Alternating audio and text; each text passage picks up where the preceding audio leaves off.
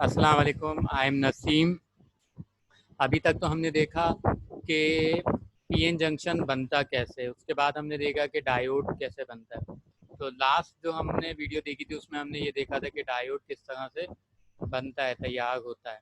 ठीक है, अब हम देखेंगे डायोड को किस तरह से ऑपरेट करते हैं, हम किस तरीके से डायोड को एज अ स्विच इस्तेमाल करते हैं, किस तरीके से हम उसमें से करंट को फ्लो करवाते हैं। तो सबसे पहला टॉपिक है हमारा बाइसिंग।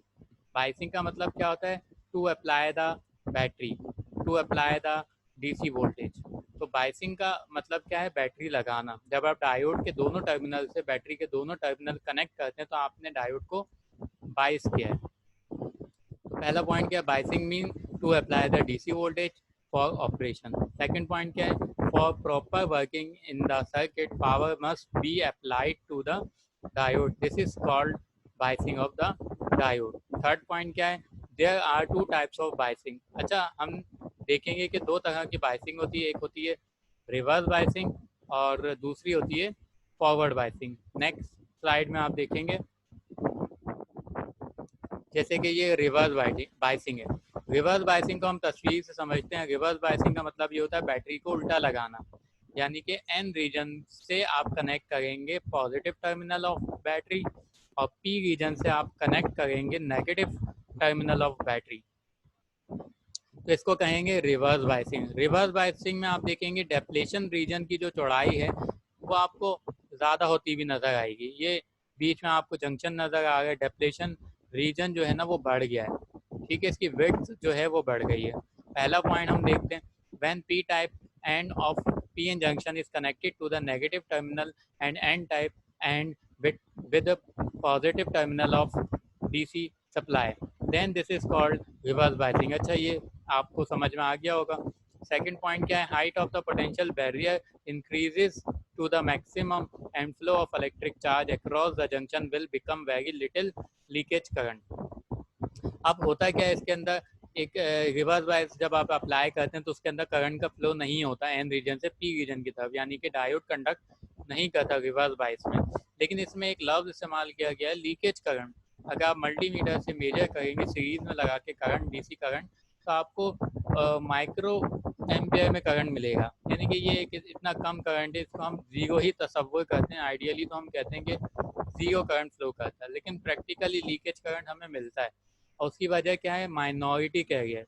ये शायद मैंने आपको नहीं बताया। पी रीजन में होल होते हैं और एन रीजन में इलेक्ट्रॉन्स होते हैं, लेकिन पी रीजन में जो है होल के साथ साथ बहुत कम तादाद में 1% इलेक्ट्रॉन्स भी शामिल होते हैं। और इसी तरीके से एन रीजन में जो मेजॉरिटी कैरियर होते हैं इलेक्ट्रॉन होते हैं, लेकिन माइनॉरिटी कैरियर में होल होते हैं, यानी कि 1% जो है आपको होल भी नजर आएंगे, जिसको हम कहते हैं माइनॉरिटी कैरियर। तो इन माइनॉरिटी कैरियर्स की वजह से जो है रिवर्स बायस में करंट फ्लो हो जाता है, जिसको हम कहते हैं लीकेज करंट। क्योंकि अगर इसमें इस रीजन में होल होगा एन रीजन में, तो इस पॉजिटिव टर्मिनल ऑफ बैटरी की वजह से वो रिपेल होगा।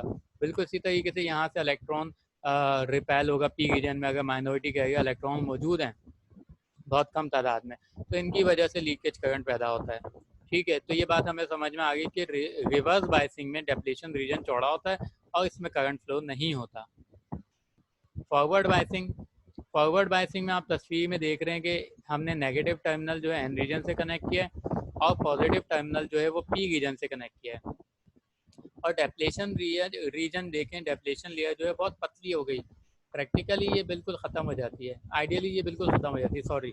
तो ये ख़त्म हो जाती है और करंट का फ्लो होना शुरू हो जाता है। इलेक्ट्रॉन जो है एन रीजन से बासानी पी रीजन में दाखिल हो जाते हैं और करंट फ्लो कर रहा होता है। तो ये कहलाता है फॉरवर्ड बायसिंग। ठीक है, पहला पॉइंट क्या है? When N type end of P N junction is connected to the negative terminal and P type end with the positive terminal of DC supply. ठीक है, ये फॉरवर्ड बायसिंग कहलाती है।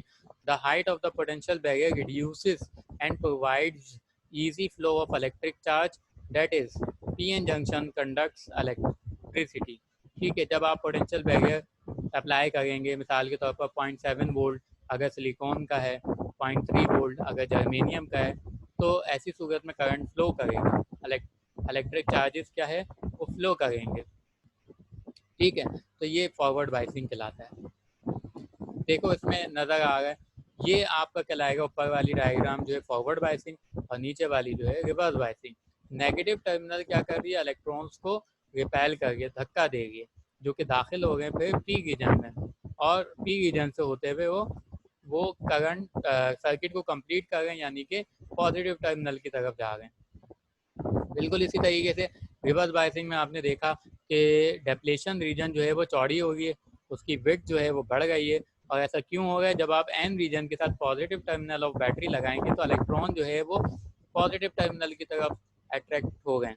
और इसी तरीके से पी रीजन की तरफ देखें तो नेगेटिव टर्मिनल ऑफ बैटरी जो है आपने कनेक्ट किए पी रीजन के साथ, तो नेगेटिव टर्मिनल जो है होल को यानी कि पॉजिटिव चार्ज को अपनी तरफ अट्रैक्ट करेंगे। तो ऐसी सूरत में जो है वो इलेक्ट्रॉन एन रीजन से पी रीजन में जाने के बजाय मजीद जो है पीछे की तरफ हटना शुरू हो जाएंगे और डेप्लेशन रीजन मजीद बढ़ जाएगी। ये कहलाता है वी आई कैरेक्टरिस्टिक कर्व। इसमें हमें ये बात पता चल रही है कि जब हम जीरो वोल्टेज देते हैं उस वक्त करंट जीरो होता है, और जैसे जैसे हम वोल्टेज बढ़ा रहे हैं तो धीरे धीरे करंट जो है ग्रेजुअली बहुत स्लोली बढ़ रहा है। लेकिन जैसे ही हमने 0.7 वोल्टेज दिए तो ये थ्रेशोल्ड वैल्यू भी कहलाती है सिलिकॉन से बने हुए डायोड की। जैसे ही हमने 0.7 वोल्टेज दिए तो करंट शूट करता है, यानी कि तेजी से करंट इंक्रीज करता है और सैचुरेशन और तब तक बढ़ता रहता है जब तक कि वो सैचुरेट ना हो जाए, यानी कि मैक्सिमम लिमिट तक वो पहुंचेगा करंट।